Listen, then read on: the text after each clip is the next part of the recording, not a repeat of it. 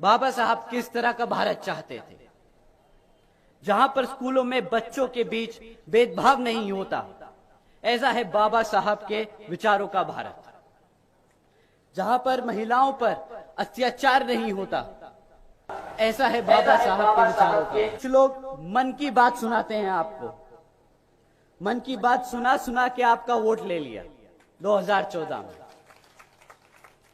और अब जब हमारी जनता, जब हम सब परेशान हैं और बेहाल हैं, तो बड़े आराम से बोलते हैं, अरे हम तो फकीर आदमी हैं, झोला उठाकर चल पड़ेंगे।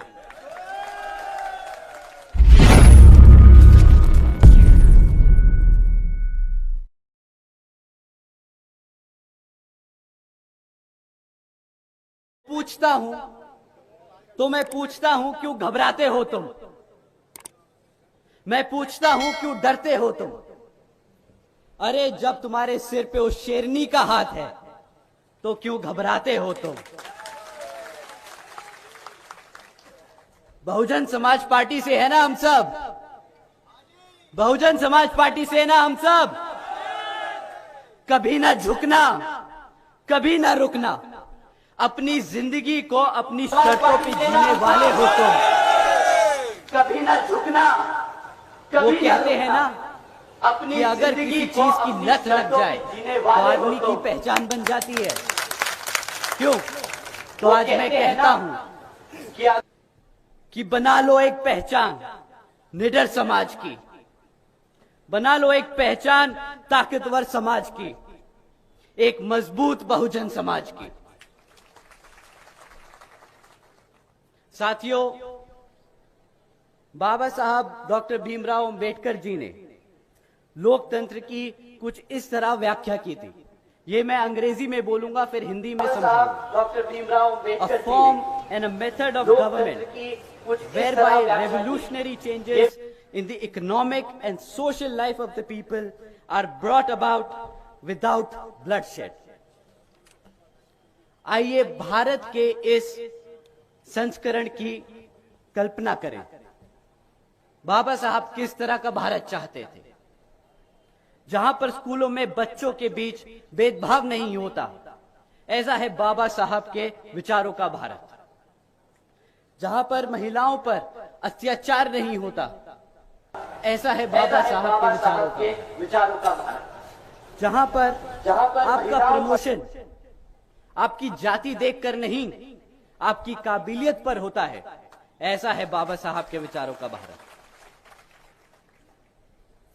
हकीकत तो यह है कि आज यहां राजस्थान में जो कांग्रेस की सरकार चल रही है वह सर्व समाज विरोधी है। सिर्फ बहुजन समाज नहीं, सर्व समाज विरोधी है।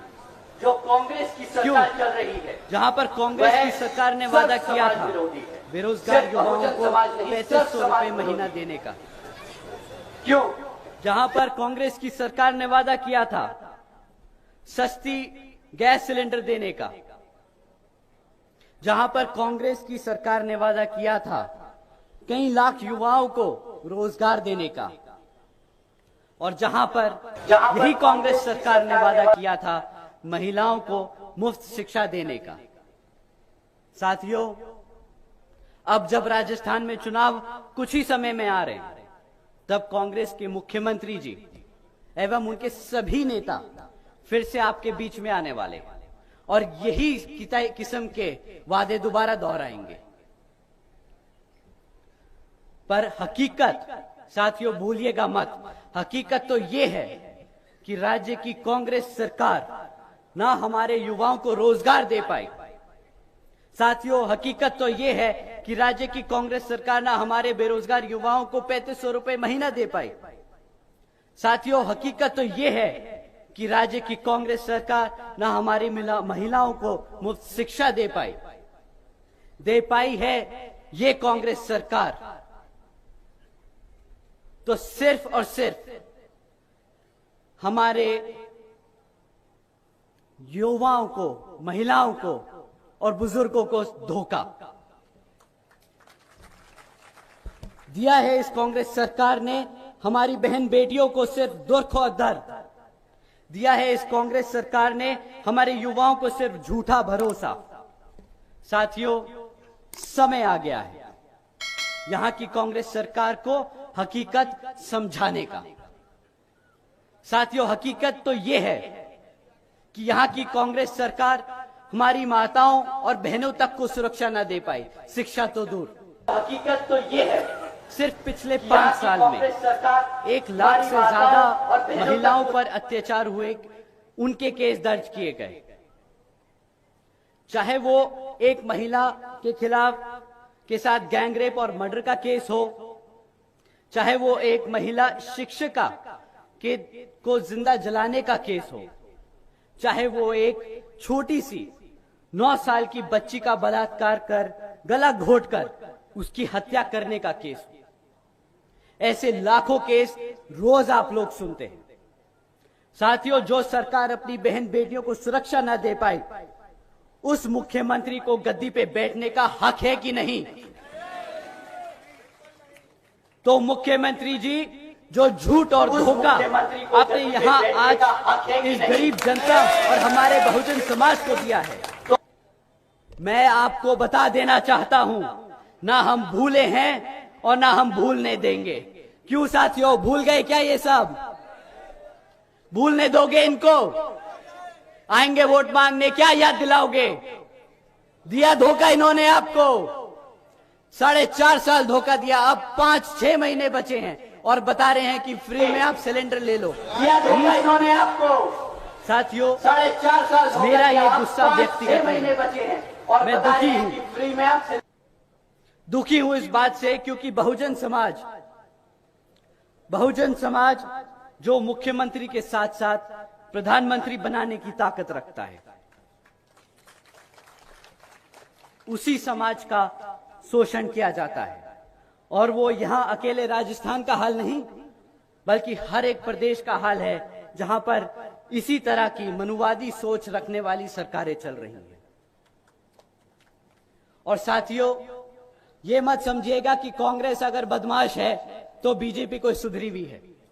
बीजेपी की भी फितरत यही है। और साथियों, धोखा देना, ये मत समझिएगा, कमजोरों पर अत्याचार करना, तो बहुजन समाज, गरीब समाज, बीजेपी की भी दबे कुचले समाज को दबा कर रखना, धोखा देना, कमजोरों पर अत्याचार करना। कुछ लोग मन की बात सुनाते हैं आपको, मन की बात सुना सुना के आपका वोट ले लिया 2014 में। और अब जब हमारी जनता, जब हम सब परेशान हैं और बेहाल हैं, तो बड़े आराम से बोलते हैं, अरे हम तो फकीर आदमी हैं, झोला उठाकर चल पड़ेंगे। जिम्मेदारियों से पल्ला झाड़ना तो कोई इनसे सीख। 2014 में बोला 2019 तक कर देंगे, 19 में बोला 24 तक कर देंगे, अब 24 आ रहा है तो सीधा 50 पहुंच गए। सोचा कि सरकार चलाते ही रहेंगे। 19 में बोला केंद्र की सरकार का वादा साथियों 10 करोड़ नौकरी देने का, केंद्र की सरकार का वादा महंगाई कम करने का, केंद्र की सरकार का वादा गरीबी खत्म करने का।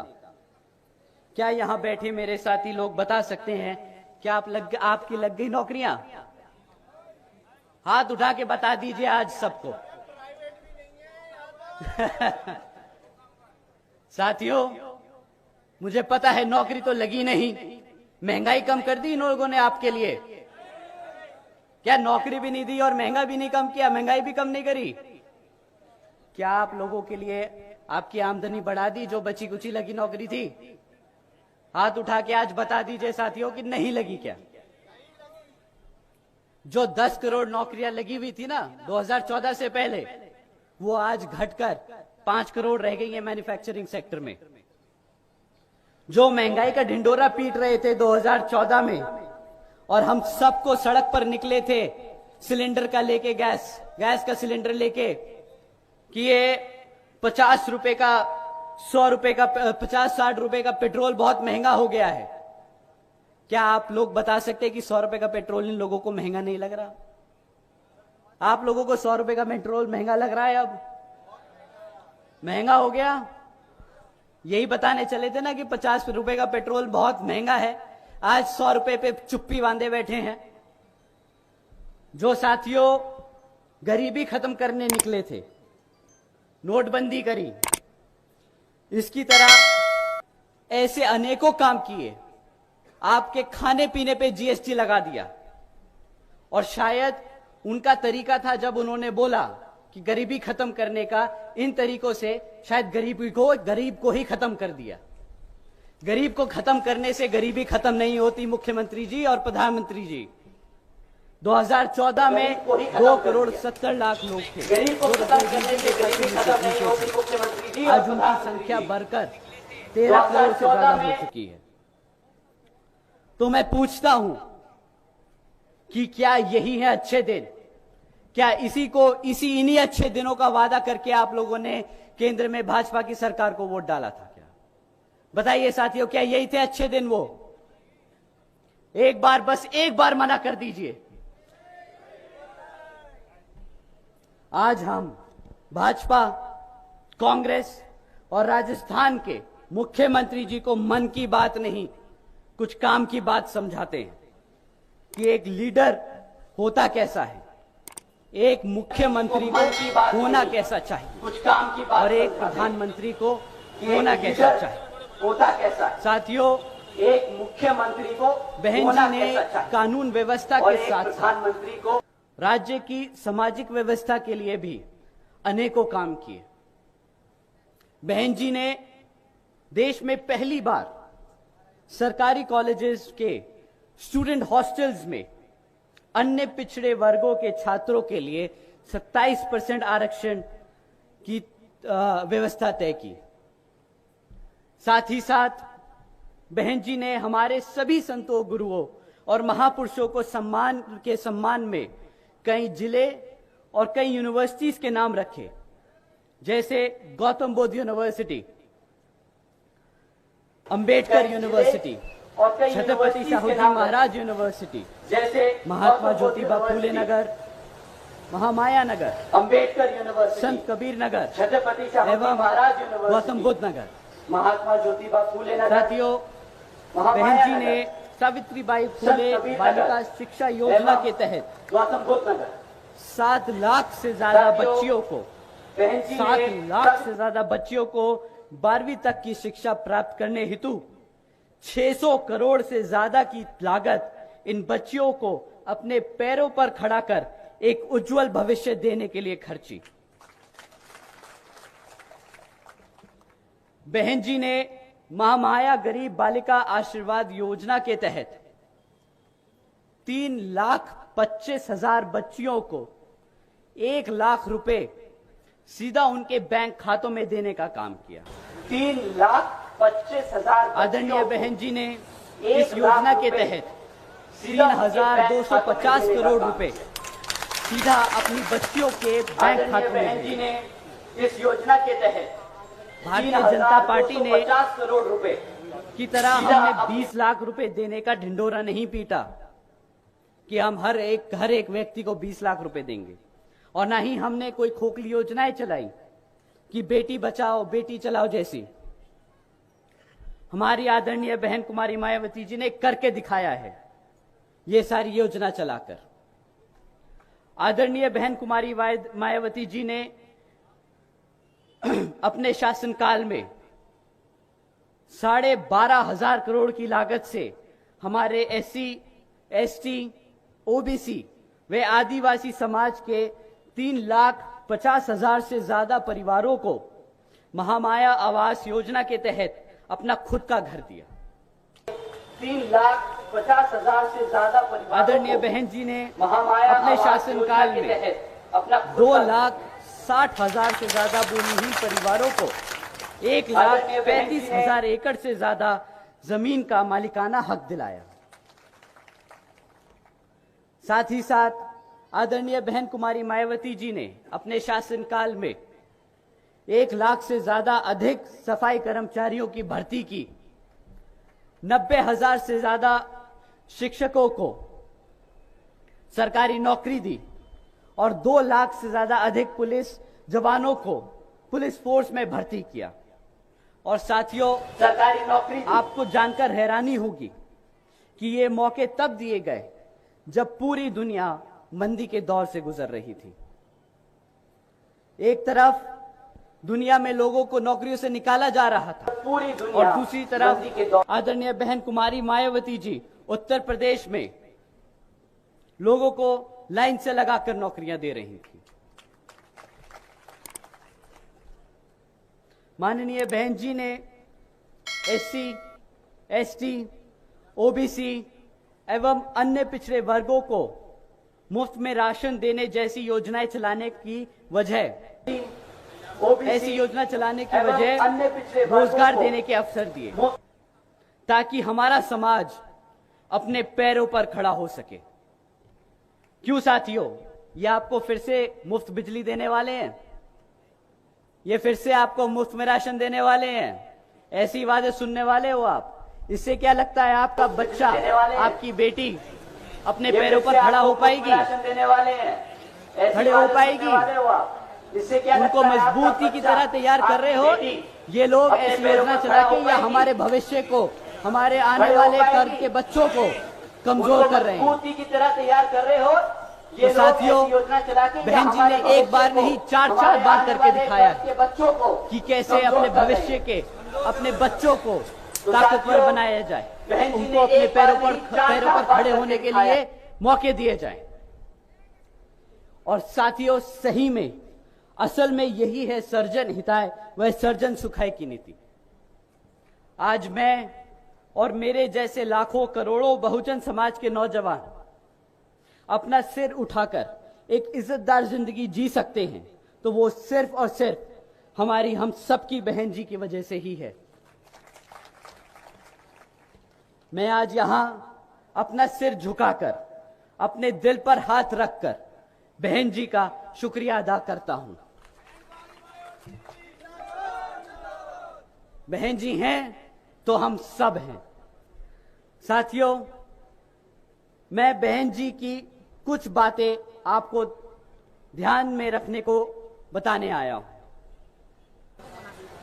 मैं बहन जी की कुछ दुश्मन बातें आपको इस ध्यान में रखने को बताने आया। इलेक्शन में किसी भी हद तक गिर सकता है और साम दाम दंड भेद आदि का इस्तेमाल कर सकता है। दुश्मन इस इलेक्शन में अपने चमचों को बाबा साहब के विचारधाराओं को मानने वाले बताकर आपको भ्रमित करने की कोशिश जरूर करेंगे। दुश्मन इस